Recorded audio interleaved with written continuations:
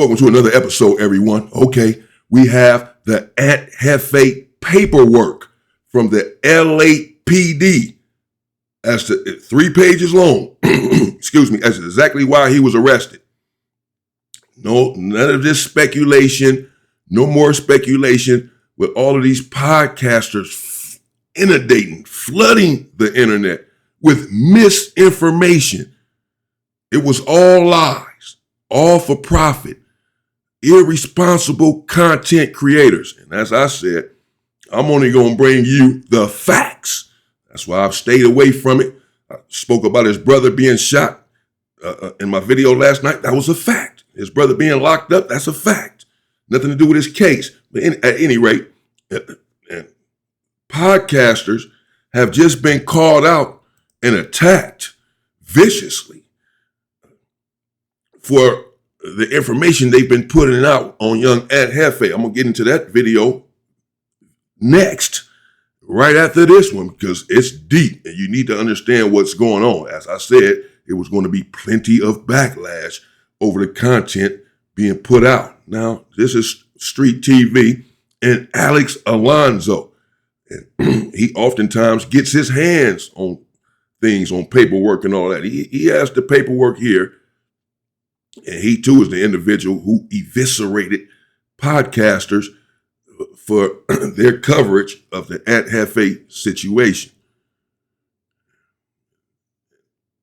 Upset that individuals are speculating all over the internet about what happened. At any rate, let's get into it.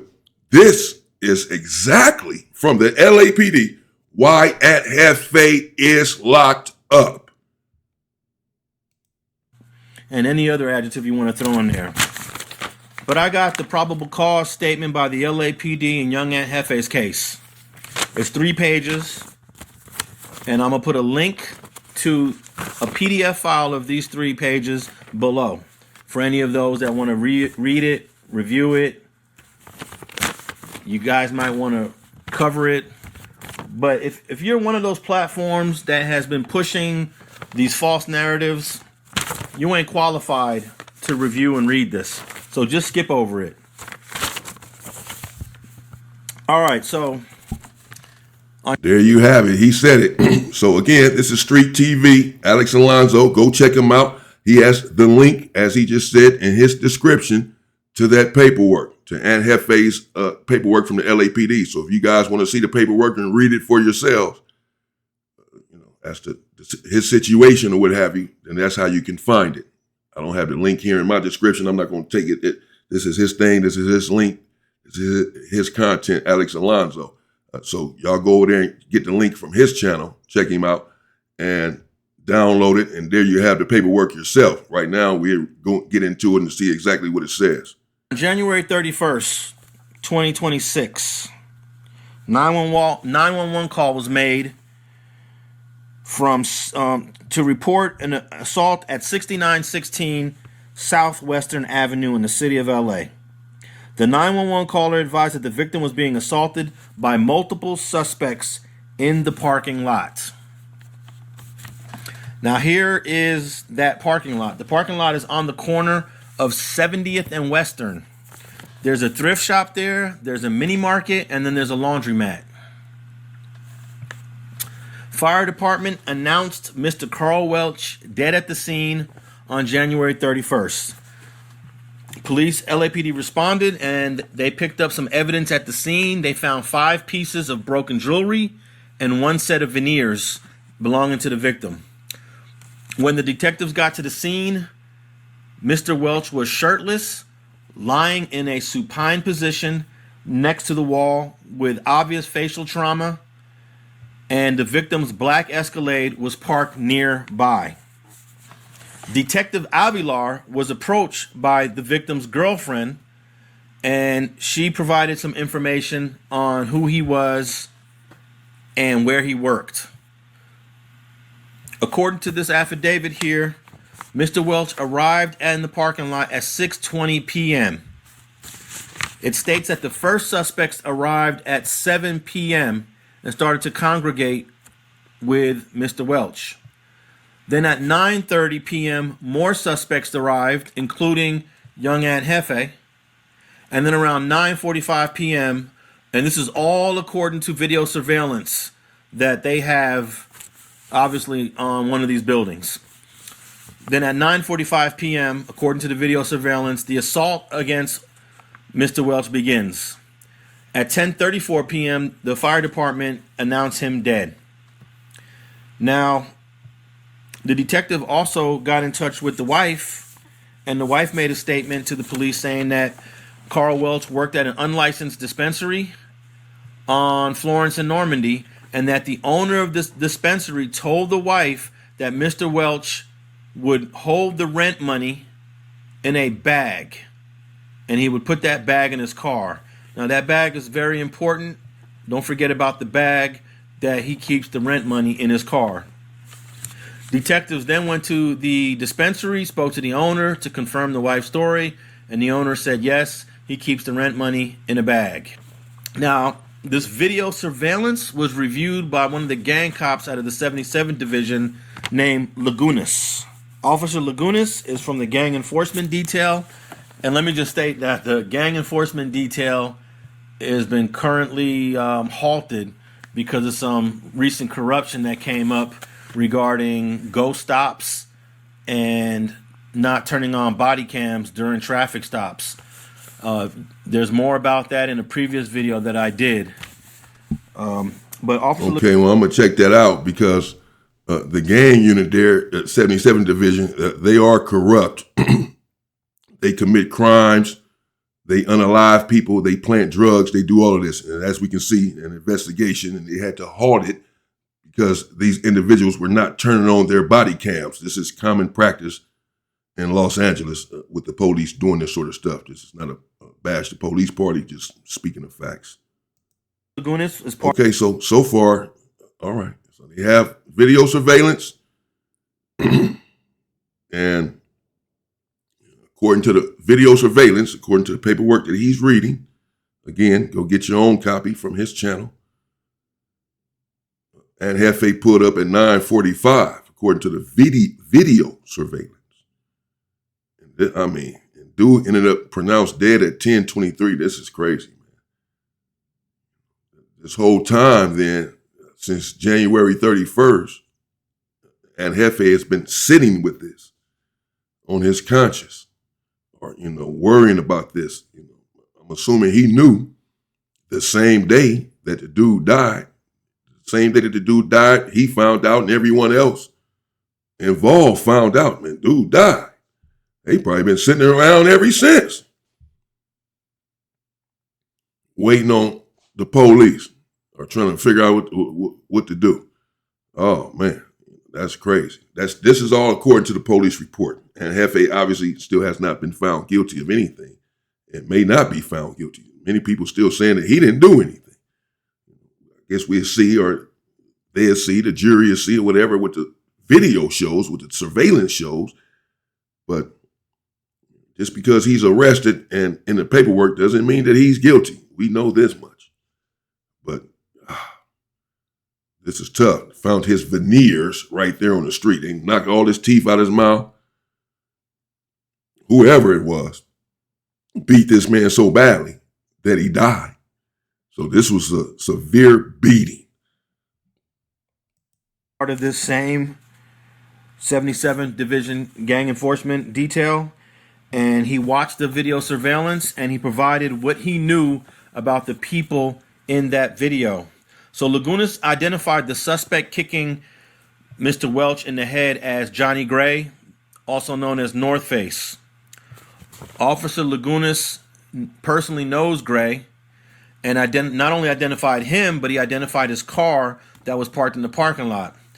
Now, LAPD has a documented traffic stop with Gray in that same car on January 9th. LAPD also obtained search warrant for subscriber information, cell phone subscriber information from Google and from his cell phone provider, which links a phone number to Gray that is also pinging to this location on January 31st. They also tracked that same phone to Mr. Gray leaving LA and going to Las Vegas the very next day.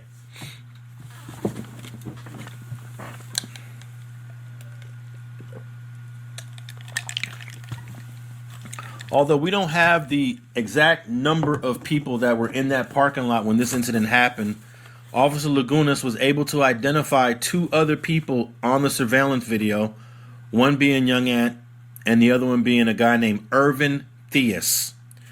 Officer Lagunas states that Young Ant appears to intervene in an argument between an unknown person that's there that Lagunas was not able to identify and Young Ant.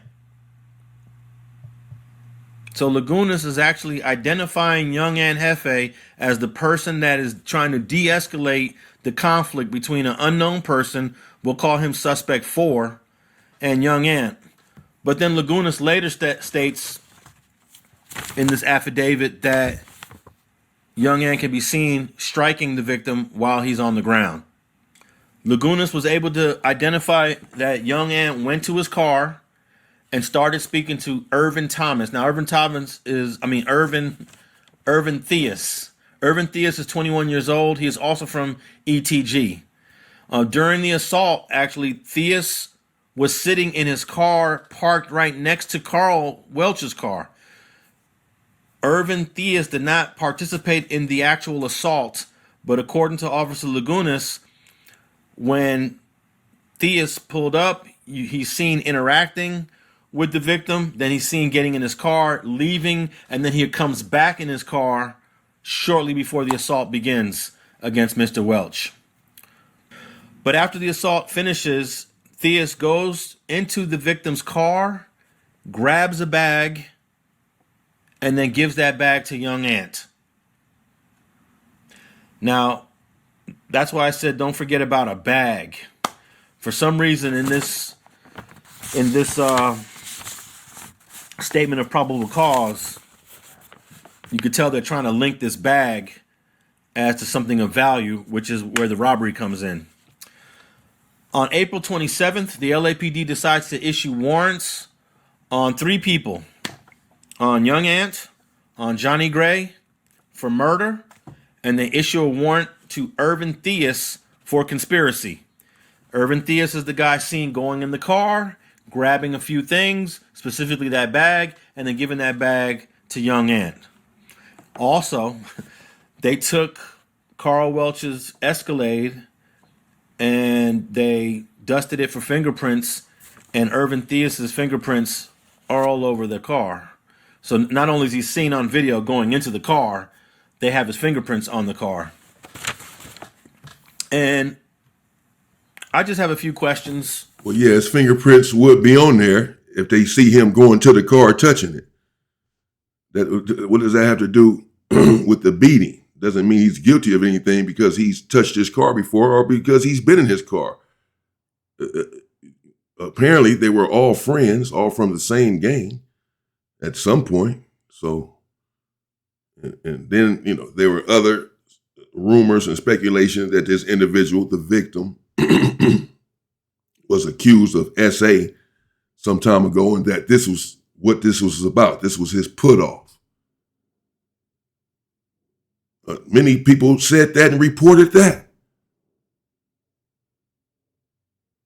And it looks like, according to the LAPD anyway, it was over a bag of money, over some rent money at a weed shop or whatever. It was over some money, over a bag. That's why he went in the car and got the bag and all this, according to the case that's developing before our eyes. These people just saying anything. That's why I've stayed away from that, all of that stuff. No way. Yeah, I'm glad I did.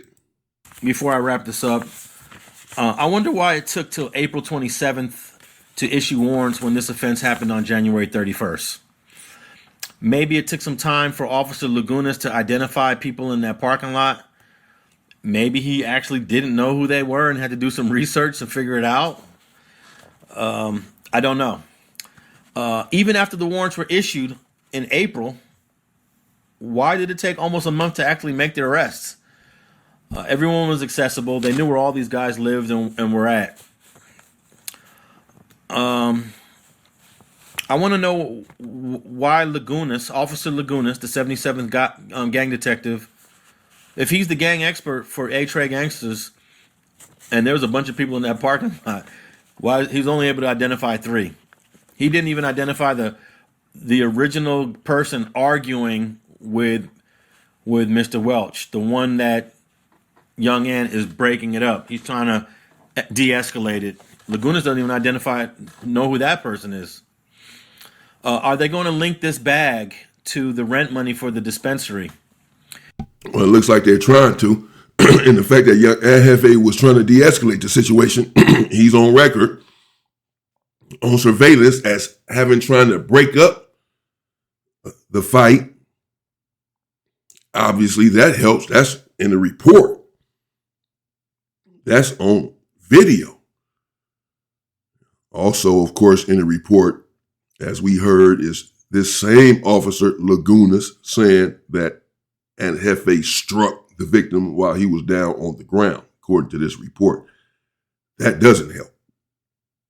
But on the one hand, the fact that he's trying to de-escalate the situation before it came to that, obviously that helps. That helps young and Jefe. We'll see what happens. But this is the report, and this is why the arrest was made. And Alex Alonso here, shout out to him, shout out to Street TV again. And he makes a lot of sense, of course. He's a smart individual. He makes a lot of sense. I mean, what took so long, first of all, to file these charges? If this happened January 31st, and it did, the dude died the same day, so also January 31st. You have the footage, and then you issue out the arrest warrants on April 27th, but these individuals were not arrested until a month later, nearly, deep into May. It would probably imply or indicate there's some holes in their case. They don't have everything down pat. Yeah, they wanted to make sure they had everything together before they went and made the arrest, but it screams that they don't have everything together. But they didn't want to wait any longer, and so they went on and made the arrest. And let me just add that this dispensary is unlicensed. Doesn't matter. It's irrelevant. But it is an unlicensed dispensary. Now, it says young Ant was de-escalating, but then at the same time, in the very next sentence, it states that he assaults the victim. And both can be true. But if you're seen on video clearly trying to stop the conflict, what changed? What happened to where now you're participating in the assault? Don't know. And nothing in this probable cause describes a motive. It doesn't state whether this was a DP. Could this have been possibly something else? I don't know. And lastly, the biggest thing is that we all know that young Ann is in the county jail on a $2 million warrant. And so is Johnny Gray. Johnny Gray actually has a slightly higher warrant. He's at $2,285,000 for his bail. Let me see. He's at $2,050,000. Yeah, that's $2,050,000. But the third suspect, Irvin Theus. Irvin Theus was arrested on the same day as Young Ant and North Face were. That's May 19th. But it states here, and he had $1 million bail when he was taken into custody. But on May 21st, just 2 days later, Irvin Theus, this is the person that is seen going through the car of the victim, taking things out the car, and then giving a bag to Young Ant. This guy was released from custody. Damn. On May 21st. Whoa. And the reason for the release says per 849B1PC. 849B1PC. And basically that means when you're released on 849B1, that means you are arrested without a warrant, but the police or the prosecutor decided there was insufficient evidence to file a criminal complaint. Legally, this action is reclassified as a detention only, meaning the arrest never formally happened and no charges are being filed at this time. So that is the biggest question that I have, because according to Detective Rudy Avilar, Irvin Theus clearly was arrested with a warrant.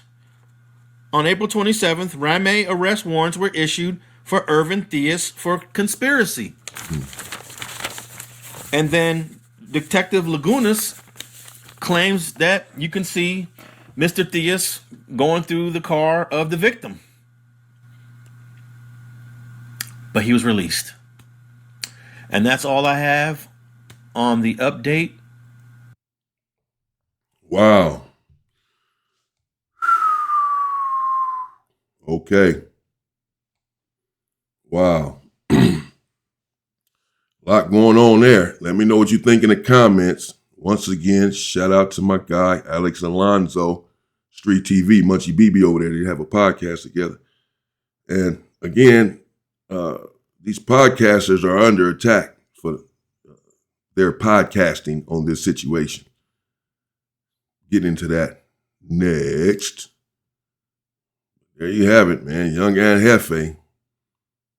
That's the actual paperwork. You've already been told how you can go and access it yourself. And it breaks it down right there. Seems like some things are in Aunt Jefe's favor. Everything is still early. May 19th, he got arrested 11 days ago. Hasn't even been 2 weeks. So everything is still early and everything is still developing on everyone's side. And Jefe is certainly in there preparing his defense and has a defense. And again, many people have said that he's innocent. They believe it. And even the video says that he was trying to break it up. Even the officer said that Aunt Jefe was trying to break it up. He was trying to de-escalate it. So, yes, it goes on in the same breath to say he ended up striking a dude when he was down. We don't know what ended up happening, though. Maybe he got struck, Aunt Jefe, because he was trying to break it up. Maybe at some point he was trying to defend himself. I don't know. I don't want to sit here and litigate the case. But I'm just saying that go check out the paperwork yourself. Make your own conclusions. It's still early. We're going to see what comes of everything. They're still getting information. They're still reviewing cameras, all of this stuff, still speaking with witnesses and victims and whatever. So everything is still early. But not as early, because this happened January 31st. It's been going on for some time that they have already been developing whatever information and evidence that they can. Pretty much what they have is what they have at this point. This didn't happen May 19th. They were arrested May 19th. This happened in January. Again, the arrest warrants were put out April 27th. But yet they were not arrested until May 19th. And then, as we can see, one individual got out 2 days later, May 21st. Apparently, it looks like they had never accused him of participating. It looks like, I could be wrong, but I don't think so. I think they were just accusing him of going in a car and getting the bag, amongst other things, and handing the bag to Aunt Jefe, as the paperwork says. So he was involved in some way, but didn't participate in the actual unaliving. Whatever, 2 days later, they didn't let him out. He's out. But the others are still in there, including Aunt Jefe. So we'll see what happens. Y'all go get the paperwork, check it out. There's the actual paperwork. Don't have to speculate anymore. Don't have to put other cases on Aunt Jefe. Wasn't the taco stand. Wasn't freaking Big U's freaking son. Fucking stupid ass, irresponsible people, man. Irresponsible podcasters, journalists, tabloid fodder. But with someone's life, can start gang wars with this. Not, man, y'all need to be taken care of, man. All of y'all need to be taken care of.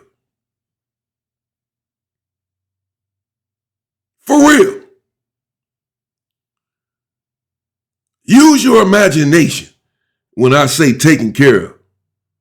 That's what needs to happen. If you put out these false narratives on this man, could have started a freaking gang war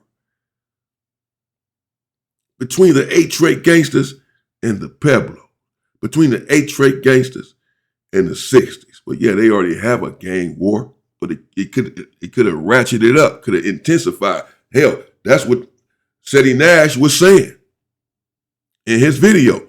Boy, if he did this to Big U, son, man, if he don't want to kill baby Huey, it's going to be a hot summer. So yeah, they already have a war, but he's saying, and everyone already know, it's going to really go to war now. It's going to be dead bodies.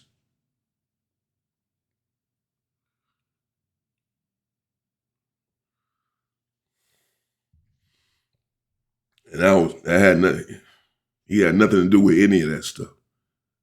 We're going to get into that next, like I said. We can get on these podcasters. Now that we know what happened for sure, at least according to the law, the probable cause for the arrest. Again, who's guilty of this, if anyone's guilty, that we don't know yet.